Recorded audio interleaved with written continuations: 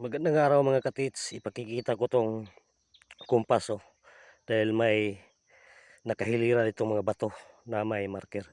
Diyan mismo. Ito naka 360 degrees norte. Asimhot 180 south. Ngayon pag ganitong mga sit up na mga bato mga katits, yan parang daanan yan. Yan. Ibig sabihin yan passageway. Yan yan, klarong-klaro. Magkahilira yan. Diyan naman sa S, dito gamit tayo ng kumpas, 90 sa S. May isang slash yan. Ibig sabihin yan ay southeast. Magagilap ka. Ngayon ipakikita ko tong marker. Talagang may marker ba mga katits? Ito. Ngayon. May slash yan. Klarong-klaro yan. Klarong-klaro yan. Na, malalim yan. Yan, klarong-klaro. Ang ibig sabihin yan, magagilap ka sa southeast positioning.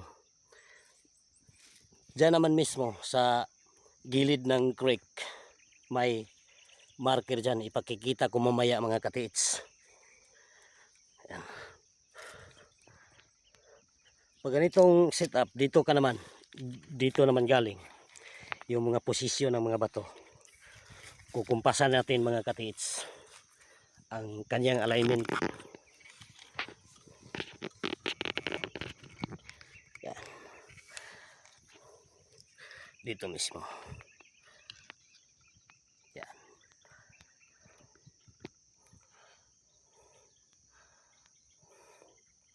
Tamang-tama. Dubinta yan. Yan. East side. Yan. Diyan naman west side. Klarong-klaro. Yan.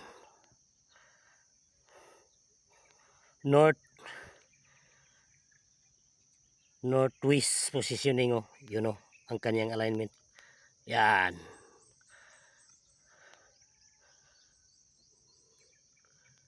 Yan. 360 degrees. Yan. Baka asimhot 150 degrees. Yan. Klarong-klaro yan sa kamera. Yan. Nakahilira mga bato. Pag ganito sit up, may tunnel sa area. Ibig sabihin itong mga bato na nakahilira na daanan yan, passageway. May tunnel sa area. Yan. Yan, klarong-klaro. Dahil, yan. Klarong-klaro yan. Pinutol yan. Ibig sabihin yan ay may boulder trap. Maraming ibig sabihin yan. Hindi ko na lang iisa-isahan mga katits pag-explain. Diretso na tayo. Galing dito. Dito. Dalawang bato. Tatayo ko. Diyan. Maglakad tayo. Yan, ginawang passageway ito. Yan, dalawang bato na magkatabi. Ginawang passageway yan. Dito naman, may marker dito na isang bilog. Yan. Ibig sabihin yan, may cave sa ilalim. Dito, may target dito. Pero malalim to dahil tunnel to, may cave sa ilalim. Yan ang kanyang hugis ng mga bato. Foot marker yan. Yan ang kanyang hugis. Yan, klaro sa kamera. Diretso tayo mga katits. Ipakikita ko tong marker. Yun ginawang passageway. Patungo dyan sa south 180 degrees. May marker yan.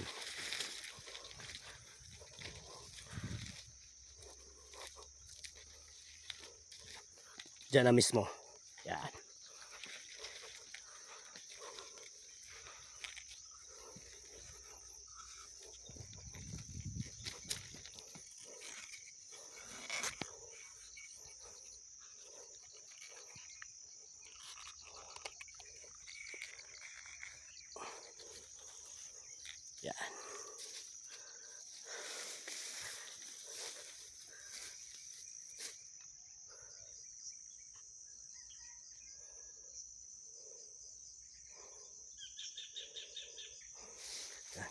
Ito ang marker.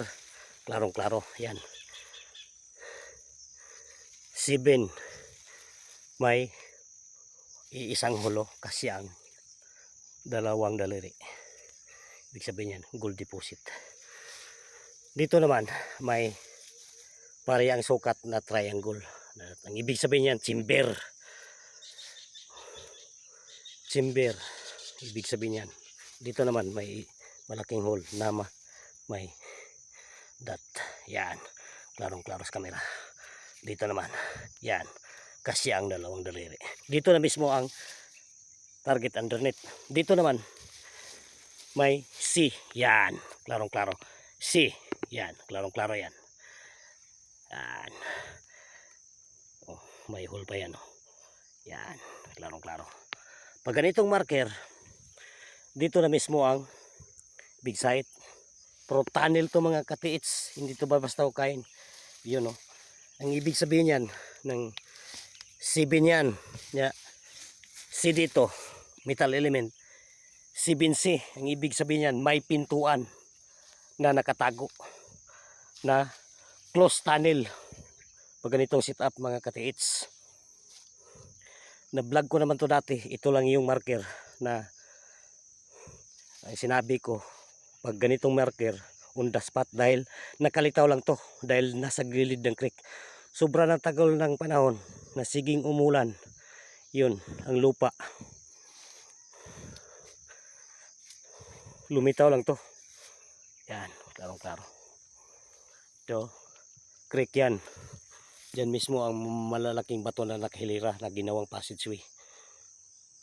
So, sa malapit lang dyan, may target dyan. Pero yung lalim, hindi natin alam dahil hindi naman tayo kasama sa nagbaon. May history na lugar to. Dahil sa ang lupa na may-ari ng lupa dito, ang aking lolo. Ngayon, ang nagmamayari yung tsuhin ko. Yan, oh, klarong klaro yan. C yan. Yan. Legit yan. Yan. Yan.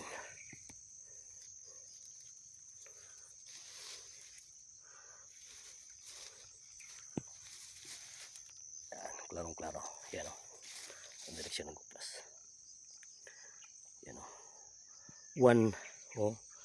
160 degrees yung doon nakahilira ng mga bato na malalaking boulders na ginawang daanan. Yun asimhot, 180 degrees. Yan, klarong klaro. Diyan mismo. Yan. Yan. Yung mga bato yan. Ginawang passageway patungo dito. Yan, klarong klaro. Thank you for watching mga katiits. Salamat sa mga subscribers, mga viewers sa YouTube channel Richard Wario Gumala. Thank you lahat sa inyo mga katiits.